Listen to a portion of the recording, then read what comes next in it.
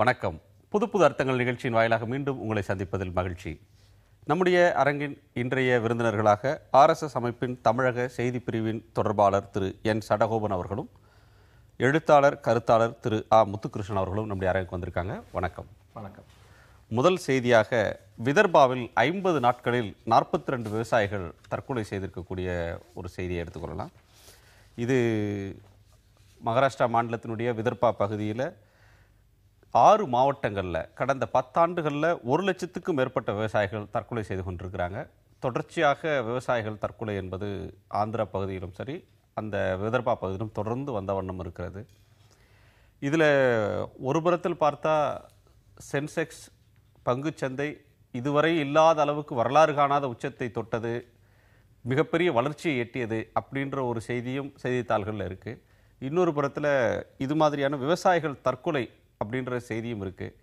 இந்த முரண்பாட்டையும் விவசாயிகள் தற்கொலைன்றது ஒரு தொடரும் துயரமாக இருக்கிறதையும் எப்படி பார்க்கறது கடவுள்? ரொம்ப வருத்தம் தரக்கூடிய சம்பவம் சார். அது மகாராஷ்டிராவாக இருக்கலாம், ஆந்திராவாக இருக்கலாம், பஞ்சாபில் இருக்கலாம், இல்லை நாட்டில் எந்த பகுதியில் இருக்கலாம்.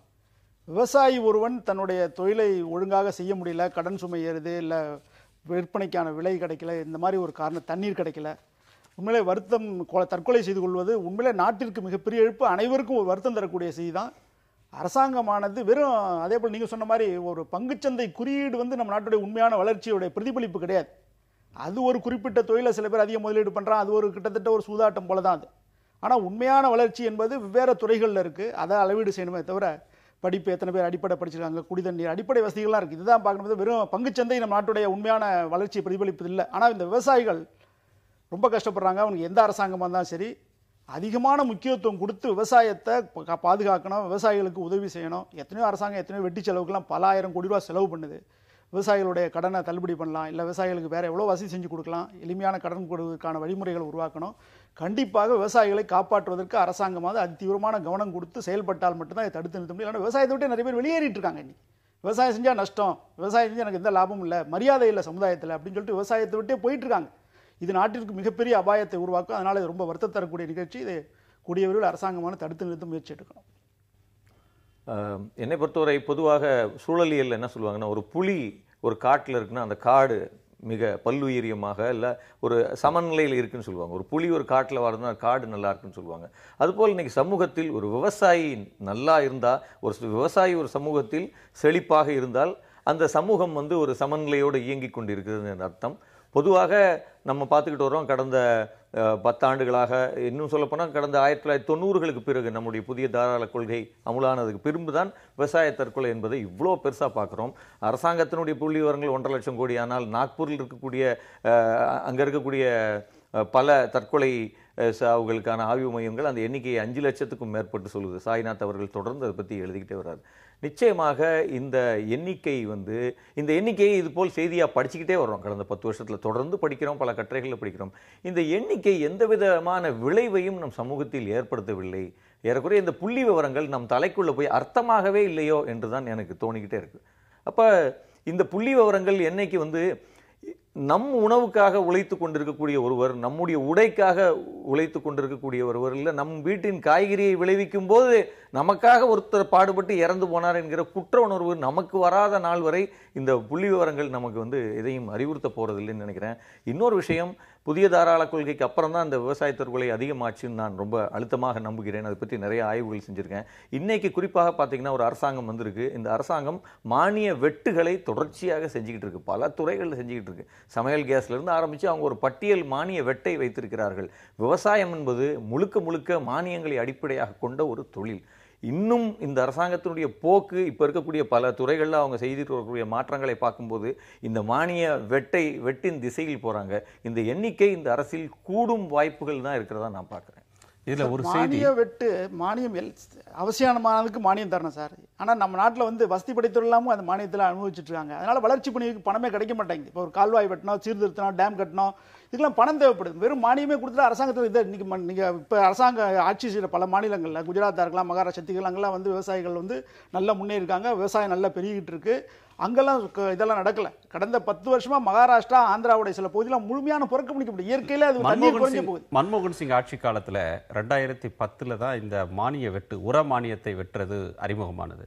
அது யூரியா ஒன்றை தவிர மீதி எல்லாவற்றுக்கும் ஊட்டச்சத்து அடிப்படையிலான மானியம் தரோன்னு சொல்லி விலையை வந்து இவ்வளோதான் மானியம் தருவோம், ஆனால் நீங்கள் விலை என்ன வேணால் விற்றுக்குங்கன்னு சொன்ன பிறகு யூரியாவை தவிர்த்த மற்ற உரங்கள் அத்தனையோட விலையும் 3 மடங்கு 4 மடங்கு உயர்ந்தது.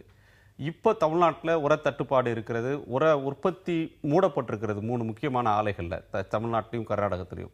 இதற்கு அடிப்படையான காரணம் மானியத்தை வெட்டினதுன்றது ஒரு இந்த அரசு வந்த பிறகும் அது தொடருதுன்றது ஒரு உண்மையான காரணமாக இருக்கிறது. சார் மானியம் இப்போ தொழிற்சாலை நடத்துறவங்க தனியார், அரசாங்கம் அவங்களுக்கு மானியம் கொடுக்குது. அவங்க லாபம் சம்பாதிச்சு பணத்தெல்லாம் வேற பக்கம் டைவர்ட் பண்ணிவிட்டு தொழிற்சாலை நஷ்டம் சொல்லிட்டு பேங்க்ல வாங்கின கடனை திருப்பி கட்ட வேணாம், இந்த மாதிரி தப்பித்துக் கொள்வதற்காக பல தொழிலதிபர் இதுதான் பண்ணிட்டு இருக்காங்க நிறைய பேர்.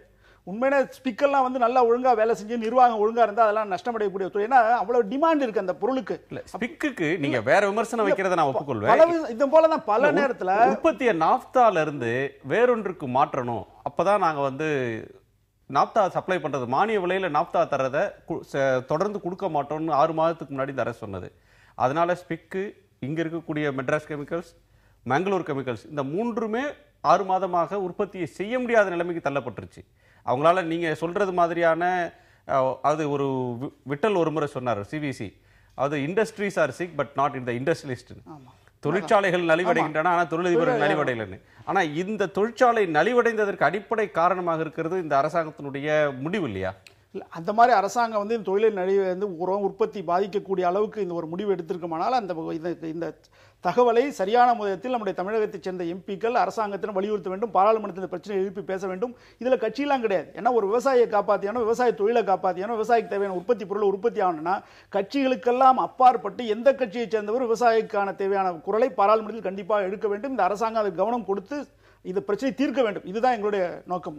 முதுகிருஷ்ணன், இதில் இன்னொரு வரி, காசிராம் என்கிற விவசாயி மனார்கட் என்ற ஊரை சேர்ந்தவர் 10 ஏக்கர்ல 1 ஏக்கர்ல 10 குவிண்டால் சோயாபீன் அவருக்கு வழக்கமாக விளைவது வழக்கம். ஆனால் இந்த முறை கடும் நோய் பாதிப்பு காரணமாக 1.5 குவிண்டால் தான் விளைந்தது. இந்த நஷ்டத்தினால மனமுடைந்த காசிராம் கடந்த வெள்ளிக்கிழமை தனது நிலத்தில் எஞ்சிய பயிருக்கு தீமூட்டி அந்த தீயில் குதித்து தற்கொலை செய்து கொண்டார். படிக்கும்போது ஒரு பதற்றம் வரக்கூடிய அளவுக்கு வேதனை வரக்கூடியதாக இந்த சம்பவம் இருந்தாலும் இதை ஒரு செய்தியாக கடந்து போயிடுற ஒரு நிலைமையை தான் பார்க்கிறோம். இது வந்து நாடு தழுவிய அளவில் விவாதிக்கப்படுறதில்லை, இதை பற்றி விரிவான கலந்து ஆலோசனைகள் நடத்தப்படுறதில்லை. ஏன் இந்த ஒரு விவசாய நாடுன்னு நம்ம நாட்டை சொன்னாலும் இது மாதிரியான விஷயங்களை எளிதாக எடுத்துக்கொண்டு கடந்து போகிற மனநிலை எங்கேருந்து வருது? எங்கேருந்து வருதுன்னா, இன்னைக்கு நம்மக்கிட்ட பெருகி வர ஒரு நுகர்வு கலாச்சாரம் என்பது ஒன்று தான் இது ஒரு அடிப்படை காரணம் என்று நான் நினைக்கிறேன். ஒரு நுகர்வோர் ஒரு சூப்பர் மார்க்கெட்டுக்குள்ளே போன உடனே அவர் என்ன நினைக்கிறாருன்னா, இந்த பொருட்களுக்கு நான் என் கார்டை வைத்தோ என் பர்சிலிருந்து பணத்தை உருவி எரியும் பட்சத்தில் இதற்கான எல்லா விலைகளையும் நான் கொடுத்து விட்டேன் அப்படின்னு நினைக்கிறான். ஒரு அகம்பாவமான ஒரு கன்சியூமர் மனோநிலைன்னு சொல்வேன் நான். ஆனால் அப்படி அதற்கான முழு விலையும் நம்மால் ஒருபோதும் வாழ்க்கையில் கொடுத்து விட முடியாது. அதற்கு நாம் ஒரு சந்தையை மதிக்கிற ஒரு சின்ன ஒரு பொருளாதார குறியீடான ஒரு விஷயத்தை கொடுக்குறோம். ஆனால் இதற்கு பின்னால் ஏராளமான மறைவான விலைகளை விவசாயிகள் கொடுத்து கொண்டே வருகிறார்கள். இந்த ஃபினாமினன் நீங்கள் உலகம் தழுவி பார்க்கணும். இன்னைக்கு ஐரோப்பாவிலும் அமெரிக்காவிலும் இருக்கக்கூடிய ஒரு விவசாயிக்கு கிடைக்கக்கூடிய மானியம் உலகத்திலேயே எந்த விவசாயிக்கும் கிடைக்காது. அவனை வந்து உருளைக்கிழங்கு விளைவிக்கவும் கார்ன் விளைவிக்கவும் பல்வேறு விஷயங்களை அவங்க திட்டமிட்டு விளைய வைக்கிறாங்க. விளைய வைக்கிறதுக்கான ஒரு கணிசமான விலையை அவங்க வந்து அவனுக்கு கொடுத்துட்டு சந்தையில் போய் அவங்க மானிய விலையில் விற்கிறாங்க. அப்போ அங்கே இருக்கக்கூடிய ஒரு விவசாயி விவசாயம் செய்கிற காலத்தில் அவன் பெருமிதமாக இருக்கான், வசதிகளோடு இருக்கான்.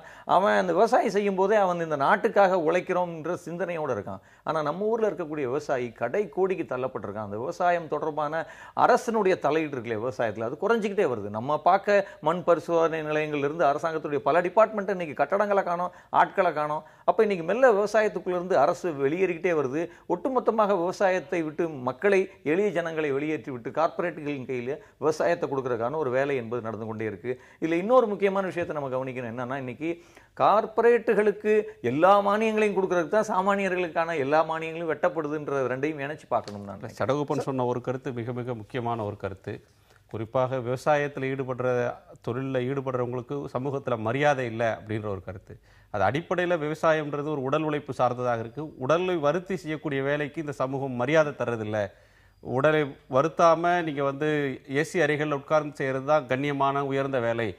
உடலை வருத்தி செய்யக்கூடிய வேலைன்றது கௌரவ குறைச்சலான வேலை அப்படின்னு நினைக்கிற ஒரு மனோபாவம் சமூகத்தில் இருந்து மாறினால் தான் இதுக்கு ஒரு நிரந்தர விடியல் கிடைக்கும்.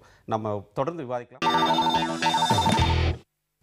காஞ்சிபுரம் மாவட்டம் திருப்போரூர் அருகே ஒரு கோயிலில் 2 குழுக்களில் இருக்கிறவங்களுக்கு சண்டை வந்ததுனால அந்த கோயிலை வருவாய்த்துறை அதிகாரிகள் இழுத்து மூடிட்டாங்க. அதை திறக்கணும்னு சொல்லி உயர்நீதிமன்றத்துக்கு போனபோது கோயிலை பூட்டி வழிபாட்டு உரிமையில் குறுக்கிட்டாங்க அப்படின்னு எங்களால் ஏற்றுக்க முடியாது, மக்களால் அமைதியாக வழிபட முடியலன்னா கோயிலை இழுத்து மூடலாம் அப்படின்னு உயர்நீதிமன்றம் ஒரு தீர்ப்பை தந்திருக்கிறது. ஒரு கோயில் அப்படின்றது 2 பிரிவினர் வழிபாட்டு உரிமைக்காக சண்டை போட்டுக்கொள்வது அப்படின்றத எப்படி புரிந்து கொள்வது? என்னன்னா அடிப்படையிலேயே இங்கே இருக்கக்கூடிய ஜனங்களிடம் எந்த விதமான ஒரு ஒற்றுமையும் இல்லை அப்படின்றத நம்மளால் முதல்ல புரிஞ்சுக்கிற முடியுது. பொதுவாக தோப்பா ஐயா சொல்வார், இந்தியாவில் இருக்கக்கூடிய எந்த 2 சாதியும் சமம் அல்ல அப்படின்னு சொல்வார். இப்போ இங்கே தொடர்ந்து நம் சமூகத்தினுடைய வெவ்வேறு கட்டுமானங்கள் என்பது எல்லோரையுமே விதவிதமாக பிரித்து வச்சிருக்கு. அவங்கள சமமாக்க விடாமல் பிரித்து வச்சிருக்கு, அவங்கள பிறப்பின் அடிப்படையில் பிரித்து வச்சிருக்கு, பொருளாதாரத்தின் அடிப்படையில், பண்பாட்டின் அடிப்படையில், பழக்க வழக்கம், கலாச்சாரம் எல்லாவற்றிலுமே விதவிதமான பிரிவினைகளாக வச்சுருக்கோம்.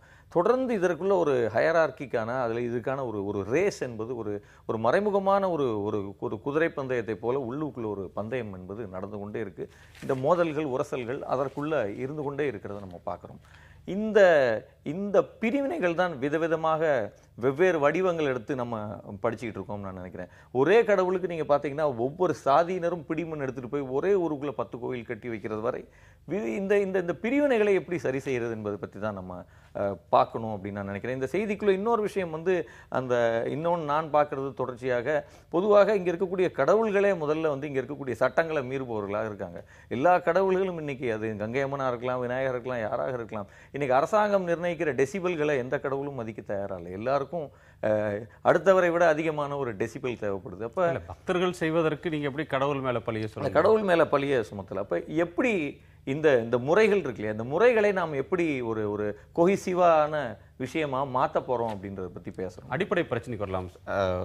இதுல நமக்கு வர சந்தேகம் சொல்லுங்க, நீங்க கடவுளை வழிபடக்கூடிய ஒரு இடத்துல, பக்தியை தேடக்கூடிய இடத்துல இந்த மோதல் அப்படின்றது ஏன் வருது? பக்தி அல்லது இறை நம்பிக்கை ஏன் அங்க ஒரு சமாதானத்தை இயல்பா உருவாக்க முடியல? உண்மையான இறை நம்பிக்கை இருந்துச்சுன்னா இது வரவே வராது. அந்த முழுமையான இறை நம்பிக்கை அவங்கள்ட்ட இல்லை. அதனால பல்வேறு நண்பர் சொன்னது போல பல்வேறு சின்ன சின்ன காரணத்துக்கெல்லாம் அவங்க மோதிக்கிறாங்க. ஆனால் இதை சரிப்படுத்துவதற்கு சில பேர் சமுதாயத்தில் முயற்சி பண்ணணும். ஏன்னா இந்த மோதலை தொடர்ந்து விட்டால் சமுதாயம் மேலும் மேலும் பிளவு பண்ணிட்டு தான் போயிட்டு இருக்கும். ஊரில் பெரியவங்க இருக்காங்க, கிராம தலைவர் இருக்காங்க, இல்லை 2 பேருக்கு பொதுவான ஒரு நபர் போய் அதை சரி பண்ணலாம், இல்லை சமய தலைவர்கள் இருக்காங்க, இவங்கெல்லாம் போய் அவங்களுக்கு சொல்லலாம், இல்லை நல்ல ஹிந்து அமைப்புகள் இருக்குது. இப்போ நாங்கள் அது போல் நிறைய பண்ணிகிட்டு இருக்கோம். ஈரோடு இந்த பக்கம்லாம் ரெட்டை டம்ளர் இருந்த இடத்துல, இல்லை கோயில் மூடப்பட்ட கோயிலாம் 15 வருஷமாக மூடப்பட்ட கோயில், சாதாரண 11வது 12வது படிக்கிற பசங்க எல்லா வீட்டையும் தொடர்பு பண்ணி பேசி அந்த கோயிலாம் திறக்க வச்சுருக்காங்க. டாக்டர் அம்பேத்கர் ராம்டேக் பக்கத்தில் இருக்க அந்த காலாராம் கோயிலுக்கு போகும்போது தான் பெரிய தகராறு அவர் புத்த மதத்துக்கு முடிவெடுத்தார். அந்த கோவிலில் 4 வருடங்களுக்கு முன்பு ஏராளமான தலித் சமுதாயம் எல்லாரையும் சேர்த்து அந்த கோயிலுக்கு நாங்கள் பெரிய ஊர்வலமாக அழைச்சிட்டு போகிறோம். ஒரு மூமெண்ட். அந்த கோவிலுடைய பூஜாரி அவர்களை காலை கழுவி வரவேற்றுட்டு அவங்களுக்கு எல்லாம் தரிசனம்லாம் செஞ்சுட்டு அவர் ஒரு அறிவிப்பு கொடுத்தாரு. எங்கள் தாத்தா செஞ்ச மிகப்பெரிய பாவத்திற்கு நான் இன்றைக்கு பிராயச்சித்தம் தேடினேன். வேணா அவங்க தாத்தா தான் அம்பேத்கர் அன்றைக்கி வரக்கூடாதுன்னு சொல்லிட்டார். இன்னைக்கு அவருடைய பேரன் இதை உணர்ந்திருக்கான். அவரோட பல பேர் பேசியிருக்காங்க. சமுதாயத்தில் மாற்றம் வரணும். கடவுளை கும்பிடுவதற்கு எந்த இடங்களும் எந்த ஜாதியாக இருக்கலாம், யாரும் இருக்கலாம். ஒரு கோவிலுக்கு இறைவனை தரிசனம் சொன்னால் எதையும் பார்க்காம அனுமதிக்கணும். இதுக்கு யாராவது நம்ம, ஏன்னா சமுதாயம் பிளவுபட்டிருக்கிறதுனால 3வது ஒரு நபர், நியாயமான நபர், அவர் அங்கே போய் அரசியல் பண்ணக்கூடாது. அந்த மாதிரி ஒரு நபர் போனால் இந்த பிரச்சனையை சுமூகமாக தீர்க்க முடியும் என்கின்ற நம்பிக்கை இருக்குது. நாங்கள் பல ஊரில் அதை பண்ணிகிட்டு இருக்கோம். அது அந்த மாதிரி ஒரு முயற்சி எடுக்கணும் சமுதாயத்தில். அம்பேத்கருக்கு இழைத்த அநீதியை அவருடைய அநீதி இழைத்தவருடைய பேரன் அதை திருத்துறதுக்கு முயற்சி பண்ணுறார், மன்னிப்பு கோர்றாருன்னு பார்க்குறோம். அதே வேளையில் மகாராஷ்டிராவில் இது நடக்கிறப்ப பீகாரில் அந்த மாநில முதலமைச்சராக இருக்கக்கூடிய மாஞ்சி சொல்கிறார், தலித் என்பதனால் என்னை கோயிலில் அவமதிச்சிருக்காங்க, நான் வணங்கி விட்டு வந்த கோயிலை கழுவி சுத்தப்படுத்தியிருக்காங்க அப்படின்னு சொல்கிறதையும் பார்க்குறோம். இதில் ஒரு இறை நம்பிக்கை, ஆன்மீகம், அந்த ஆன்மீகம் சார்ந்த நாட்டம், பக்தி அப்படின்ற ஒன்று, அந்த பக்தர்கள் மத்தியில் ஏன் ஒரு சமத்துவ சிந்தனையை உருவாக்க முடியாமல் போகுது? பொதுவாக நம்ம இன்னைக்கு இருக்கக்கூடிய நம்முடைய ஒரு செட்டப் இருக்கு இல்லையா, இங்கே இருக்கக்கூடிய நாம் பின்பற்றி வரக்கூடிய செட்டப்பில் சமநிலை ஏற்படுறதுக்கான வாய்ப்பே ரொம்ப குறைவு என்று தான் நான் நினைக்கிறேன். ஏனென்றால் நான் திருப்பி ஏற்கனவே சொன்ன வரி தான், இங்கே 2 சாதிகள் சமம் இல்லை. நீங்கள் தலித்தையும் நீங்கள் மேலையும் சொல்ல, நான் 2 சாதிகளே சமம் இல்லை, 2 சாதிகளுக்குள்ள ரத்த உறவு இல்லை, 2 சாதிகளுக்குள்ள குடுக்கல் வாங்கல் இல்லை என்கிற இந்த பிளவு இருக்கு இல்லையா, இது ரொம்ப அலார்மிங்கான விஷயமா இருக்கு. இன்னொன்று விஷயம் நீங்கள் பேசுனது என்னன்னா, ஏதோ பீகார் முதலமைச்சருக்கு இன்றல்ல, இன்று வாழக்கூடிய இன்று அம்பேத்கரினுடைய வழித்தோன்றல் எல்லாரும் இந்த பிரச்சனையை வெவ்வேறு வடிவங்களில் பேசிக்கிட்டு இருக்காங்க. ஒரு IAS ஆஃபீஸர் உட்கார்ந்த சேரை தண்ணியை ஊற்றி கழுவுனதும், நீதிமன்றத்தில் ஒரு நீதிபதி போன பிறகு அந்த சீட்டை கழுவிட்டு அடுத்தால் உட்கார்ந்ததும், இந்த சம்பவங்களை நம்ம பல்வேறு அடுக்குகளில் பல்வேறு இடங்களில் தொடர்ச்சியாக கேள்விப்பட்டுக்கிட்டே வரோம். குறிப்பாக நான் மதுரையிலிருந்து வரேன். இன்னைக்கும் அங்கே கிராமத்துக்குள்ளே செருப்பை போட்டு போக முடியாது, மாணவன் போட்டு போன மாணவர்களை அடித்து உதைக்கிற கிராமங்கள், இரட்டை டம்ளர் இருக்கக்கூடிய கிராமங்கள். இன்னொன்று, இன்னைக்கு ஏறக்குறைய 157 வகையான தீண்டாமைகளை நடைமுறையில் வச்சுக்கிட்டு இருக்கோம். இன்னைக்கும் 2014 வச்சுக்கிட்டு இருக்கோம் அப்படின்றது ரொம்ப வருத்தமளிக்கக்கூடிய ஒரு விஷயமா தான். எந்த விதத்தில் தீண்டாமல் இருந்தாலும் அது அகற்றப்பட வேண்டும் சார், அகற்றப்படும். அது ஆனால் ஒரு ஆக்கப்பூர்வமான ஒரு போராட்டமாக இருக்கணும். ஒரு வயலண்ட்டை உருவாக்குற மாதிரி ஒரு சில நேரத்தில் நடந்துறதுனால 2 பேரும் ஒன்று சேர்றதுக்கு வாய்ப்பே இல்லாமல் போகுது. அதனால அவங்கள அவங்களுடைய மனத்தில் பெரிய மாற்றம் கொண்டு வருவதற்கு பல முயற்சிகள் நம்ம எடுக்கணும். ஒரே நாளில் இது வராது, ஆனால் தொடர்ந்து முயற்சி எடுத்தால் வெற்றி கிடைக்கும். அறவழியில அமைதி வழியில மாற்றம் வந்தால் மகிழ்ச்சி தான். ஆனால் கலகம் பிறக்காமல் அமைதி பிறக்கிறது இல்லை, சமாதானம் பிறக்கிறது இல்லைன்றதையும் நம்ம பார்க்கிறோம். நம்ம ஒரு இடைவேளைக்கு பிறகு தொடர்ந்து பேசலாம். இது விருப்ப செய்திகளை பகிர்ந்து கொள்ளும் தருணம். உங்களோட விருப்ப செய்தி. பொதுவாக வடகிழக்கு மாநிலங்களில் போக்குவரத்து, அங்கே பயணம் செய்வதுங்கிறது ரொம்ப கடுமையான ஒரு செயலாகும். அங்கே போயிட்டு வந்தவங்களுக்கு தான் தெரியும் எவ்வளவு ஒரு குறுகிய இடத்தை கடப்பதற்கே பல மணி நேரங்கள் எடுக்கும். எந்த விதமான போக்குவரத்து வசதியும் கிடையாது, சரியான சாலைகள் கிடையாது, ரயில் தொடர்பு கிடையாது. அப்படி இருக்கும் பொழுது ஒரு வடகிழக்கு மாநிலங்களுக்காக புதிதாக ஒரு 7 ரயில் பாதை அமைப்பதற்காக பிரதம மந்திரி முயற்சி எடுத்தது உண்மையிலே வரவேற்கப்படக்கூடிய விஷயம். அது மட்டும் இல்லாமல் அந்த வடகிழக்கு மாநிலத்தைச் சேர்ந்த மாணவர்களை, ஆசிரியர்களையும் விடுமுறை காலங்களில் நாட்டுடைய பல பகுதிகளுக்கு சுற்றி காண்பிப்பதற்காக ஒரு திட்டத்தையும் அவர் அறிவித்திருக்கிறது. உண்மையிலே வடகிழக்கு மாநில மக்கள் நம்ம நாட்டுடன் முழுமையாக உணர்வுபூர்வமாக இணைவதற்கு வழிவகுக்கும். செய்திக்குள்ள போயிடலாம். ஓகே, 2 விஷயம் இருக்குது. பொதுவாக டிசம்பர் மாதம் என்பதே நம்ம போபாலை மீண்டும் மீண்டும் பேசியாக வேண்டிய ஒரு மாதம். போபால் விஷவாயுவினுடைய நினைவுகள் இல்லாமல் அந்த மாதத்தை நம்மால் கடக்க முடியாது. இன்று குறிப்பாக அந்த மாதிரியான போபால்களை நாம் நம் நிலத்தில் நடக்காமல் தடுக்கிறதுக்கான ஒரு செய்தியாக இன்று மதுரையில் சகாயம் ஆய்வுக்குழு இன்று மதுரை செல்கிறது.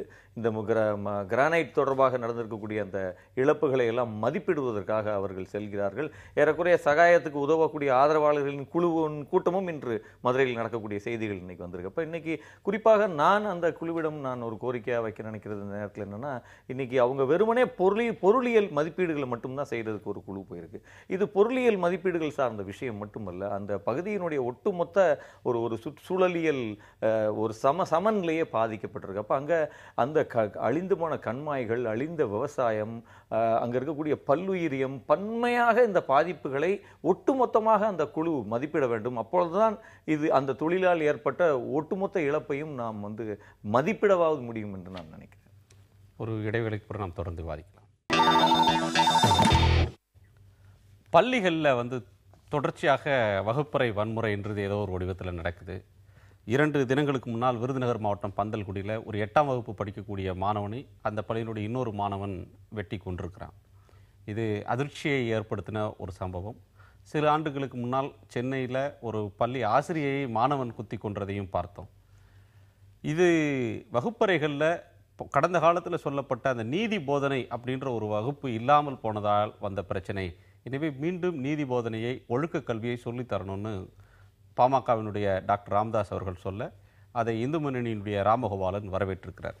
இப்போ எது நீதி, அந்த நீதின்றது 2 மனிதர்களுக்கு சமமாக இருக்கிறதா அப்படின்ற வாதம் ஒரு புறம் இருந்தாலும், நீதி போதனை அப்படின்ற ஒன்று இன்றைய வகுப்பறைகளில், இன்றைய பாடத்திட்டத்தில் இல்லாமலே போய்விட்டது. இன்றைக்கு பள்ளி அப்படின்றது மாணவர்கள் மதிப்பெண்ணை மட்டும் சார்ந்த ஒரு கல்வி முறையாக இன்றைக்கு முழுமையாக போயிடுச்சு. இதை பெற்றோர்களும் அப்படியான ஒன்றைத்தான் விரும்புகிறார்கள், மாணவர்கள் மீதும் அப்படியான ஒரு கல்வி முறை தான் திணிக்கப்படுகிறது. இந்த நேரத்தில் நீதி போதனை அப்படின்ற ஒன்று ராமதாஸ் சொல்றது மாதிரியாக அவசியமான ஒன்றாக நீங்கள் பார்க்குறீங்களா? இல்லை, அதில் நீதி போதனை அல்லது நான் சொல்லக்கூடிய இடம் என்னன்னா, பொதுவாக வரலாற்றை சொல்லித் தரணும் அப்படின்றத நம்ம அழுத்தமாக சொல்றோம். ஏன்னா வரலாறு தெரியாதவர்களாக நாம் இருக்கிறோம். இன்று இருக்கக்கூடிய இந்த மனிதர்கள் பல்வேறு துறைகளில் எப்படி இந்த சமூகத்தில் வளர்ந்து வந்தார்கள், எப்படி ஹோமோசேப்பியன்ஸ்லேருந்து இன்று வரை வந்தோம் என்கிற இந்த வரலாறை நம்ம ரொம்ப அழுத்தமாக சொல்லிக் கொடுக்க வேண்டியது இருக்குது. உதாரணத்துக்கு ஒரு சுதந்திர போராட்டத்தினுடைய வரலாறை முழுமையாக சொல்லிக் கொடுக்காதனால்தான் இன்று நாடு அடகு போகும்போது நம்ம கவலையே படாமல் உட்காந்துருக்கோம். எல்லாத்தையும் தூக்கி தனியார் கையிலையும் வெள்ளக்காரங்க கையிலையும் இன்னைக்கு ஒரு 200 முறை ஒரு ஈஸ்ட் இந்தியா கம்பெனியிடம் அடிமைப்பட்டது போல் இன்னைக்கு 200 நிறுவனங்கள் நம்மளை வந்து கபலீகரம் செய்யும் பொழுதும் அதை உணராதவர்களாக இருக்கும். அப்போ இன்னைக்கு எல்லா துறைகள்லையுமே அதுபோல் வரலாறு ரொம்ப முக்கியம் அப்படின்னு நான் நினைக்கிறேன். வரலாற்றை முழுமையாக சொல்லிக் கொடுத்தாலே ஒருவருக்கு தன் இருப்பு சார்ந்தும் தான் என்ன செய்ய வேண்டும் என்பதும் தான் எங்கே வரலாற்றில் நிற்கிறோம் என்பதையும் உணர்த்த முடியும் என்று நான் நினைக்கிறேன். அப்ப நீதி போதனை என்கிற இந்த வார்த்தை எனக்கு கொஞ்சம் அந்த இடத்துல ஒரு டிஸ்டர்பிங்கான வார்த்தையா இருக்கு. ஏன்னா நீதி போதனை என்றால் அதுக்கு வெவ்வேறு அர்த்தம் இருக்கு. எனக்கு ஒரு அர்த்தம் இருக்கலாம், உங்களுக்கு ஒரு அர்த்தம் இருக்கலாம், சாருக்கு ஒரு அர்த்தம் இருக்கலாம், அவங்களுக்கு ஒரு அஜெண்டா இருக்கலாம் அதுக்குள்ள வைக்கிறதுக்கு. நீதின்றது பொதுவான ஒன்றாகத்தான் இருக்க முடியும், ஆளுக்கு ஒன்றாக எப்படி இருக்க முடியும்? இல்ல, ஆளுக்கு ஒன்றாகத்தான் இந்த சமூகத்தில் இருந்து வந்திருக்கு. அதுதான் பிரச்சனை. இன்னைக்கு ஒரு பொது நீதிக்கு நாம் எந்த வகையிலையும் கட்டுப்பட தயாராக இல்லை. உதாரணத்துக்கு இன்னைக்கு ராம்தாஸ் அதை சொல்லும் பொழுது, ராம்தாஸ் என்றவுடன் நமக்கு இன்னைக்கு எனக்கு மனதுக்குள் வர்றது உடனடியாக தர்மபுரி சம்பவங்களும் பொதுவாக சாதியை வைத்து சாதிய வாக்கு வங்கியை வைத்து நடத்தக்கூடிய ஒரு அரசியல் என்பதே நீதிக்கு எதிரானது தான், கான்ஸ்டியூஷனுக்கு எதிரானது தான். எங்கேயுமே கான்ஸ்டியூஷன் உங்களுக்கு ஒரு அப்ப இது எல்லாத்துலேயும் அவங்கவுங்களுக்கு ஒரு ஹிடன் அஜெண்டா அதோட ஒட்டி வர்றதை நம்ம பார்க்குறோம். அது சாதி போதனை செய்து கொண்டே நீதி போதனையும் பற்றியும் பேசப்படுறதுக்கு உங்களுடைய ஆதங்கத்தை சொல்றீங்க. சடகோபன் அவர்கிட்ட நான் கேட்க விரும்புறது, நீதி போதனை அப்படின்றது ஒரு புறம் ஒரு கோரிக்கையாக இருக்கிறது. இன்னொன்று, மாணவர்கள் கலந்து விளையாடுவது, அந்த விளையாட்டுக்கான நேரமும் பல பள்ளிகளில் விளையாட்டு மைதானம் இல்லாத பள்ளிகள் இருக்கின்றன. கூடி விளையாடுவது, எல்லா மாணவனும் சமம் அப்படின்றதுக்காக சீருடை, எல்லா மாணவர்களும் கலந்து ஒருவரோடு ஒருவர் கலந்து ஒரு கூட்டு ஒரு மனப்பான்மையை வளர்க்கறதுக்கான விளையாட்டு அப்படின்றது முக்கியத்துவம் இழந்து போயிடுச்சு. எல்லாமே மதிப்பெண் தான் அவனுடைய வாழ்க்கையை தீர்மானிக்கும் அப்படின்னு ஒரு சமூகம் போறதுன்றதுடைய ஒரு பக்க விளைவாக இதை பார்க்கலாமா? கண்டிப்பா சார். நீங்க சொன்ன போல பல மைதானமே கிடையாது. கபடி, கோகோ போன்ற விளையாட்டுக்கெல்லாம் முழுசுமா மறந்தே போச்சு. அதை இப்போ தனியாக சொல்லி தெரிஞ்சுக்கிட்டு அதில் நிறைய பணம் வசூல் பண்ண ஆரம்பிச்சிட்டாங்க சில பேர்லாம். இப்போ பார்த்தீங்கன்னா கிரிக்கெட்டு, இந்த மாதிரி ஒருவரோடு இணைந்து பிணைந்து விளையாடக்கூடிய விளையாட்டு இல்லை. இது ஒரு முக்கியமான காரணம். ரெண்டாவது வெறும் பள்ளிக்கூடத்தில் ஒரு பாடத்தை அறிமுகப்படுத்துவதால் மட்டும் அவன் எல்லாம் முழுமையாக மாறிடுவான் சொல்ல முடியாது. வீடு தான் சார், நம்ம நாட்டுடைய வீடு தான் ஆதாரம். நம்ம நாடு பல்லாயிரக்கணக்கான வாழ்ந்து எத்தனையோ சவால்களை சந்தித்து இன்றைக்கும் உலகத்தில் ஒரு உண்மையான ஒரு புகழோங்கிய நாடாக இருக்குன்னா காரணம் நம்ம நாட்டுடைய வீடு தான் நல்ல பண்புகளை குழந்தைகளுக்கு கற்றுக் கொடுத்துருக்கு. அதனால் பெற்றோர்களுக்கு ரொம்ப ரொம்ப முக்கிய பங்கு இருக்குது. ஆனால் பெற்றோர்கள் இன்றைக்கி என்ன நினைக்கிறாங்க, நல்ல ஒரு கான்வென்ட்டில் அதிகமான ஃபீஸை கட்டி நம்ம பையனையும் பொண்ணையும் சேர்த்துட்டா அவங்க எல்லாத்தையும் பார்த்துப்பாங்க, அது அவங்களுடைய வேலையை நினச்சிட்டாங்க. அதனால் வீட்டில் முதல்ல நல்ல பழக்கங்களை சொல்லித்தர வேண்டும், பழங்களை கடைபிடிக்கணும். வெறும் சொன்னால் மட்டும் யாரும் பின்பற்றுறது கிடையாது. உங்களுக்கு ஒரு முன்மாதிரி தேவைப்படும். நான் ஒருத்தர் நல்லனா இருக்கேன், நான் ஒரு ஆளை பார்க்குறேன், இவர் போல இருக்கணும்னு நான் விரும்புகிறேன். உண்மையில சரித்திரத்தில் எத்தனையோ பேர் வ.உ. சிதம்பரனார் பற்றி வாழ்க்கையில் எனக்கு யாருக்கு தெரியாது, நேதாஜி பற்றி வாழ்க்கை யாருக்கும் தெரியாது. அதனால் முன்னோர்கள் எப்படி வாழ்ந்து விட்டு சென்றார்கள், எவ்வளோ ஒழுக்கமானவர்களாக பண்புள்ளவர்களாக எப்படி இருந்தார்கள், பெண்களை எப்படி மதித்தார்கள் அவர்கள், இதெல்லாம் நம்முடைய இலக்கியங்களில் இருக்குது, சரித்திரங்களில் இருக்குது.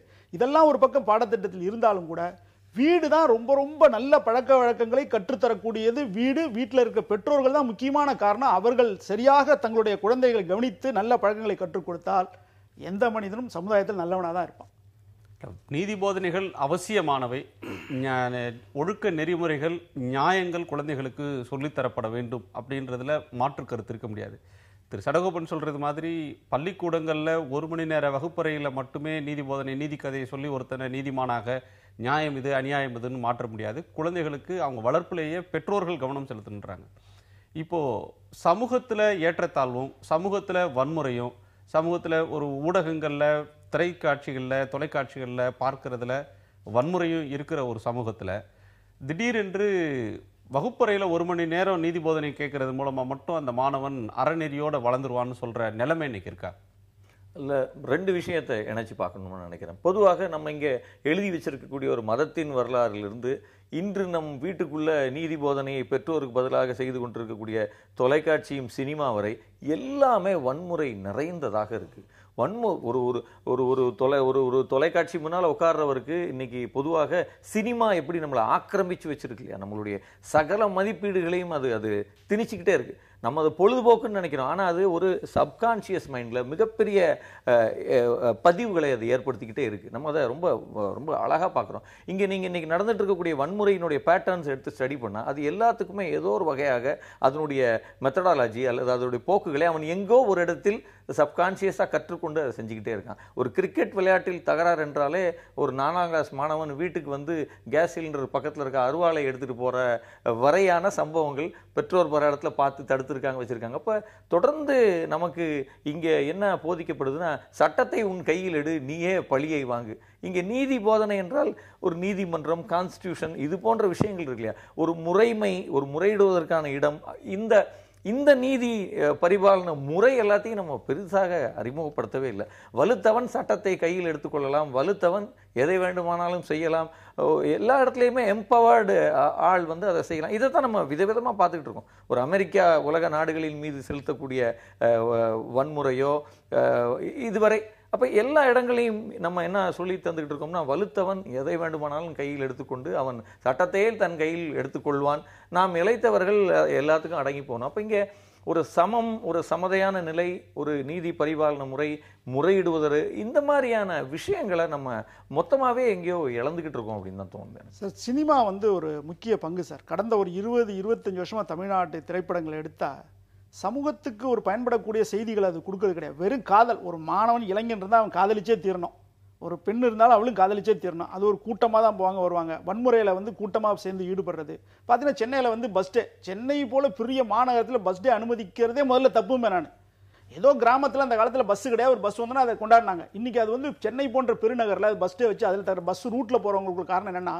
இந்த வெகுஜன ஊடகம் தங்களுடைய கடமையை, பொறுப்பை மறந்து விட்டு வர்த்தக நோக்கில் முழுக்க வன்முறை, காதல் என்கின்ற ஒரு பெரிய லெவலில் வந்து, காதல்னா அது உண்மையான காதல், அது ஒரு கவர்ச்சியை தான் அது உருவாக்குதே தவிர, இது வந்து முக்கியமான காரணம் இதுதான். அதை சரி பண்ண. ரெண்டாவது வந்து இன்னைக்கு இன்டர்நெட்டில் வந்து எதை வேணாலும் கற்றுக்கலாம். நம்ம இப்போ ஒரு வெடிகுண்டு தயார் பண்ணுறது கற்றுக்கலாம், என்னத்தை வேணாலும் கற்றுக்கலாம். ஆபாச படங்கள் லட்சக்கணக்கில் இருக்கின்றன. இதெல்லாம் இன்னைக்கு செல்ஃபோனில் வந்து டவுன்லோட் பண்ணிக்கிறாங்க சின்ன பசங்க, அதை விற்கிறவங்க நிறைய பேர். இதனால் வந்து அவன் மனது வந்து ரொம்ப விகாரமாகி ஒரு ரொம்ப மோசமாக நசிஞ்சு போயிடுது. அதனால் இதில் வந்து வெகுஜன ஊடகங்களுக்கு முக்கிய பொறுப்பு இருக்குது சமுதாயத்தை நெறிப்படுத்துவதுங்கிறது என்னுடைய கருத்து. நீங்கள் எப்படி சொல்கிறீங்க, ஆனால் திரைப்படத்தை எடுக்கக்கூடியவங்க சமூகத்தில் இல்லாதையா நாங்கள் காட்டுறோம், சமூகத்தில் இருக்கிற யதார்த்தத்தை தான் நாங்கள் படம் சமூகத்தில் இல்லாமல் எதுவும் இல்லை பார்க்குறோம். சமூகத்தில் அந்த காலத்துலேருந்தே நீங்கள் பழைய காலத்து நூல்லாம் படித்தா திருட்டுக்கு என்ன, பெண்கள் அதெல்லாம் தண்டனைலாம் இருக்குது. ஆனால் அது அந்த காலத்தில் வந்து யாரும் அதை வந்து பிரச்சாரம் பண்ணல. நடந்திருக்குன்னா ஊரில் விசாரிப்பாங்க, தண்டனை கொடுப்பாங்க, நீதிமன்றம். இன்றைக்கி எப்படின்னா ஒரு சம்பவத்தை வைத்துக்கொண்டு ஒரு திரைப்படமாக எடுத்து பல கோடி மக்களுக்கு அது ஒரு மெசேஜாக கொடுக்குறாங்க. இப்படி பண்ணுறான். ஒவ்வொருத்தர் கொலை செஞ்சவங்க கேட்டாங்க, ஆட்டோ சங்கர் என்ன சொன்னா, ஜெயபிரகாஷ் என்ன சொன்னா, கொலை நான் இந்த சினிமாவை பார்த்து தான் கற்றுக்கிட்டேன்றான். அதனால் வந்து ரொம்ப இயல்பாக சுலபமாக மனதில் போய் பதியக்கூடிய ஒரு திரைப்படம்லாம். அதனால் கண்டிப்பாக திரைப்படம் தயாரிப்பாளர்கள்லாம் இதில் கொஞ்சம் மனசில், ஏன்னா அவங்க குழந்தைங்க நாளைக்கு பாதிக்கப்படலாம், அவங்களுடைய வம்ச குடும்பத்தை சேர்ந்தவங்க நாளைக்கு பாதிக்கப்பட தான் செய்வாங்க. இதை வந்து அவங்க மறந்துடுறாங்க, வெறும் வர்த்தக நோக்கத்தை மட்டும்தான் பார்க்குறாங்க. இல்லை, தணிக்கைத்துறை என்ன செய்யுதுன்னு கேட்குற ஒரு நிலைமையும் இருக்குது. தணிக்கைத்துறை ரொம்ப தலையிட்டா ஏன் கருத்து சுதந்திரம், படைப்பு சுதந்திரத்தில் தலையிடுறீங்கன்ற கேள்வியும் வருகிறது. தணிக்கைத்துறை மட்டும் செய்கிறதில்லை. இப்போ தணிக்கைத்துறை சான்றளித்த பிறகும் பல புதிய தணிக்கையாளர்கள், கலாச்சார தணிக்கையாளர்கள் முளைத்து வர்றதை பார்க்குறோம். இப்போது கல்வி முறைன்ற ஒன்று சுயநலம் சார்ந்ததாக போனதுனால தான் விளையாட்டுக்கும் இந்த நீதி போதனை போன்ற நேரங்களுக்கெல்லாம் ஒதுக்குற நேரம், ஒரு பிடி பீரியட்ன்றது வேஸ்ட் ஆஃப் டைம். 12ஆம் வகுப்பு மார்க் தான் வாழ்க்கையில் ரொம்ப பிரதானம், அதுக்கு நீங்கள் 11ஆவது படிக்காமலே 12ஆவது படிக்கலாம், அது எங்கள் ஸ்கூலில் அதை பிரமாதமாக சொல்லித்தரோன்னு சொல்லி சில மேற்கு மண்டலத்தில் இருக்கிற பல பள்ளிகள் வந்து இதை முழு நேரமாக செய்கிறத பார்க்குறோம். இதில் வந்து பெற்றோர்களுடைய சுயநலம் இதில் ஒரு காரணம் இல்லையா? இல்லை, அதான் என்னென்னா, இப்போ பொதுவாக குழந்தைகளை நம்ம வளர்க்கும் போது நீங்கள் மதிப்பெண் பற்றி தொடர்ந்து பேசிக்கிட்டு இருந்தீங்க. எனக்கு ஒரு சுவாரஸ்யமான தகவல் இருக்குது சொல்கிறதுக்கு. நிறைய 40 வயதுக்கு 45 வயதுக்கு மேற்பட்ட நிறைய நண்பர்களை நான் சந்திக்கும் போது நான் சுவாரஸ்யமாக ஒரு கேள்வி கேட்பேன், உங்கள் +2 மார்க் என்னன்னு. ஏறக்குறைய 90% பேருக்கு அந்த மார்க் நினைவிலே இல்லை. அது அவங்களுக்கு நினைவிலே இல்லை. அப்படியே யோசிக்கிறாங்க, 10ஆம் கிளாஸ் பண்ணாங்களும் ஞாபகமே இல்லை. ஆனால் அவர்களும் மாய்ந்து படித்த அந்த தலைமுறையை சேர்ந்தவர்கள். இல்லாமலும் இருக்கலாம், சொல்ல முடியாத மார்க்காகவும் இருக்கலாம்னு வச்சுக்கோங்களேன். ஆனால் அப்போ அது அவங்களுக்கு நினைவில் இல்லை அப்படின்றதும், அதற்கு நாம் கொடுக்கக்கூடிய முக்கியத்துவமும், அதற்கு நாம் நம் வாழ்க்கையினுடைய ஒரு பிரமாதமான ஒரு 7-8 வருஷத்தை பழி கொடுக்கறதும், அதுவும் இப்போ வந்து கோழி பண்ண மாதிரி 1ஆம் கிளாஸில் ப்ரீகேஜிலேயே கொண்டு போய் அப்படி ஸ்கூலில் அட்மிஷன் வாங்கி விடுகிற ஒரு மோகம் இருக்கு இல்லையா, இது ஒரு பெரிய வர்த்தக சூதாட்டம் தான். கல்வியை வியாபாரமாக வணிகமாக மாற்றிய இடமும், கல்வி என்பது நல்ல குடிமகன்களை உருவாக்குவதற்கு அல்ல, மாறாக கார்ப்பரேட்டுக்கான கூலிகளை உருவாக்குற ஒரு நடைமுறையாக மாறிய இடத்தில் பெற்றோர்கள் தங்கள் குழந்தைகளையே ஒரு ஏடிஎம் மெஷின் போல பார்க்க ஆரம்பிச்சிட்டாங்க.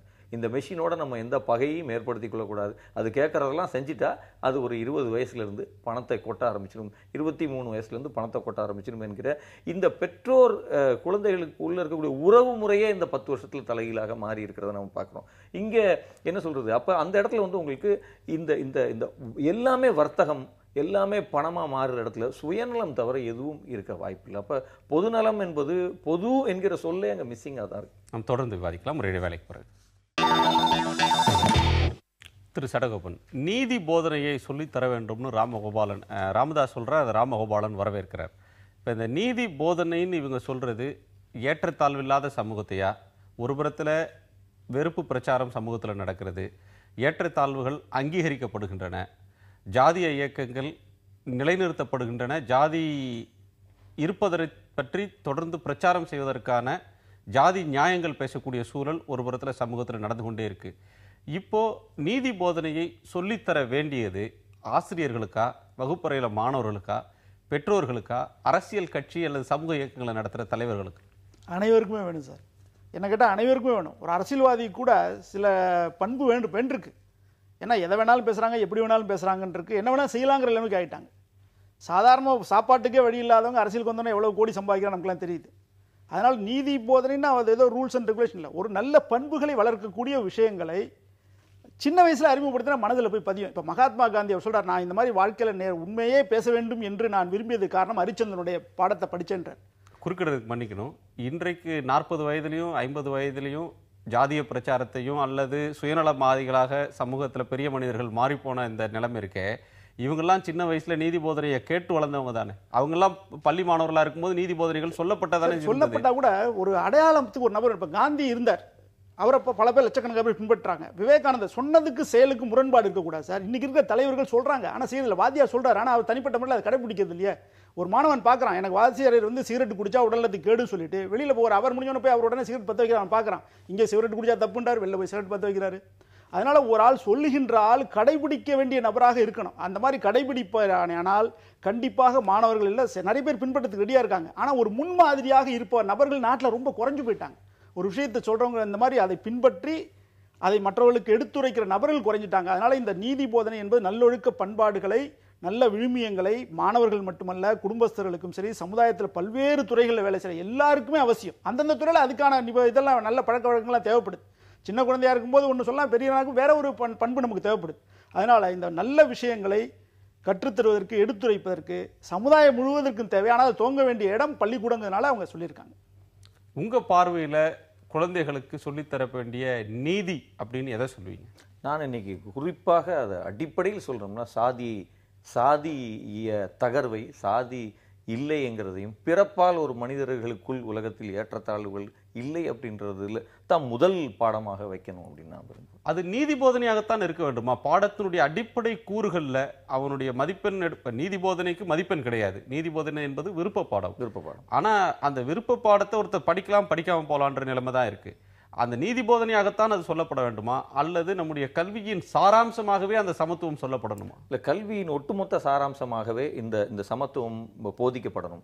இன்னொன்று, கல்வியினுடைய ஒட்டுமொத்த சாராம்சமாகவே நீங்கள் சமத்துவத்தை போதிக்கும் பட்சத்தில் இங்கே இருக்கக்கூடிய ஏற்றத்தாழ்வுகளை, பொருளாதார ஏற்றத்தாழ்வுகள் முதல் சாதிய ஏற்றத்தாழ்வுகள் வரை இந்த சமூகம் எப்படி கட்டமைக்கப்பட்டிருக்கிறது என்பதை நீங்கள் ஒரு மாணவனுக்கு சொல்லிக் கொடுத்தால்தான் அவன் வருங்காலத்தில் ஒரு ஆய்வாளராகவோ, ஒரு அதிகாரியாகவோ, யாராகவோ இந்த சமூகத்தில் உருமாறி வரும்பொழுது அவனுக்கு அவனுடைய ஆட்சியோ, அவனது துறையின் வழியாக அவன் செய்ய வேண்டிய ஆய்வோ, நிலைநாட்ட வேண்டிய சமத்துவத்தை பற்றியோ அவனுக்கு ஒரு முழுமையான புரிதல் ஏற்பட அப்பதான் வாய்ப்பு இருக்குன்னு நான் நினைக்கிறேன். அந்த கூர் என்பது ஒட்டுமொத்தமான கல்விக்குள்ளேயும் மிஸ்ஸிங்காக தான் இருக்கு. அந்த தொடர்பு என்பது அருந்து இருக்கிறதா தான் நான் பார்க்குறேன். குழந்தைகளுக்கு சொல்லித்தரப்பட வேண்டியது பிறப்பின் அடிப்படையிலான ஏற்றத்தாழ்வு கூடாது, சமத்துவத்துக்கான கல்விதான் அவசியம்னு அவர் சொல்ற கருத்துல நீங்க எப்படி? கண்டிப்பா சார், கண்டிப்பா சொல்லணும். நிறைய நம்மளுடைய முன்னோர்கள் வாழ்க்கையில் இந்த ராமானுஜர், சுவாமி சகஜானந்தர், இந்த மாதிரி நிறைய பேருடைய வாழ்க்கையில் அவங்களாம் அதை கடைப்பிடிச்சிருக்காங்க. அதெல்லாம் எடுத்து சொல்லணும். நம்ம வீட்டில் கூட கடைப்பிடிக்கணும். இப்போ எங்களுடைய RSS அமைப்பில் இதை ரொம்ப வலியுறுத்தமில்ல கடைபிடிக்க சொல்கிறோம். நம்முடைய அரசுடைய 3வது தலைவர் பாலாசாஹிப் தேவரசன் இருந்தார். அவருடைய நினைவு நாளுக்கு நாங்கள் அதான் சொல்கிறோம். அவருக்கு ஒன்று நிகழ்ச்சி இருந்ததை நீ யார் சமுதாயத்தில் ரொம்ப தாழ்ந்தவர்கள் நினைக்கிறியோ அவங்க வீட்டுக்கு நீ போ, அவனை உங்கள் வீட்டுக்கு கூப்பிடு, இயல்பாக பேசிட்டு சாப்பாடு போடு, ஒரே இடத்துல நீ சேர்ந்து சாப்பிடு. இந்த மாதிரி ஒரு சட்டத்தின் மூலியமாக இதெல்லாம் உடனே மாற்ற முடியாது, பழக்கத்தின் மூலியமாக மாற்றலாம் என்பது எங்களுக்கு கிடைத்திருக்க மிகப்பெரிய வெற்றி. இந்த மாதிரி நாம வீடுகளில் கூட அதை கடைப்பிடிக்கணும். சமுதாயத்தில் ஏற்றத்தாழ்வு இல்லைங்கிறது எப்போ அந்த பையன் இளைஞன் உறவானா நம்ம வீட்டுக்கு சகஜமாக எல்லாரும் வந்துட்டு போயிட்டு இருக்காங்க, நாம அவங்க வீட்டுக்கு போயிட்டு இருக்கோம், அவங்களோட சேர்ந்து சாப்பிட்றோம், இல்லை அவங்களோட பங்கு பெற்ற நிகழ்ச்சியெல்லாம் விழாக்கள்லாம் அவங்க வீட்டில் ஏதாவது விழாக்கள் அந்த மாதிரி ஒரு நிலைமையை உருவாக்கணும் சமுதாயத்தில். அது பள்ளிக்கூடத்துடைய கடமை மட்டுமல்ல, சமுதாயத்தில் இருக்க எல்லாருக்கும் அந்த கடமை இருக்கின்றது. சமுதாயத்தில் பல்வேறு ஜாதி சங்கங்கள் இருக்கும் கூட மற்ற ஜாதியோட சேர்ந்து பழகணுங்கிறத நாங்கள் வலியுறுத்துறோம். அவங்களெல்லாம் கூப்பிட்டு ஒரே நேரத்தில் உட்காந்து பேச சொல்கிறோம், உங்களுக்குள்ள என்ன பிரச்சனை நம்ம தீர்த்துக்கலாம்னு சொல்கிறோம். அதனால் யாராவது இன்னொரு பக்கம் முயற்சி எடுக்கணும். இதை முயற்சி எடுக்காம ஒரு சட்டத்தின் மூலியமாக வெறும் பாடப்புத்தகத்தின் மூலமாக இந்த விளைவுகள் வராது. அதுக்கான முயற்சி எடுக்கணும். அதை நாங்கள் செய்து கொண்டிருக்கோம். அதாவது அந்த வேற்றுமையை முனைமொழுங்க செய்யணும், சமத்துவத்தை பண்ணணும்னு சொல்ற ஒரு பிரச்சாரம் ஒரு பக்கம் நடக்கிறப்பவே அந்த வேற்றுமையை கூர்திட்ட பார்க்குற ஒரு முயற்சிகளும் அங்கங்கே நடக்கிறது. அது தேர்தல் நேரம்னா அது கூடுதலாகவே நடக்கிறதையும் நம்ம பார்க்கிறோம்.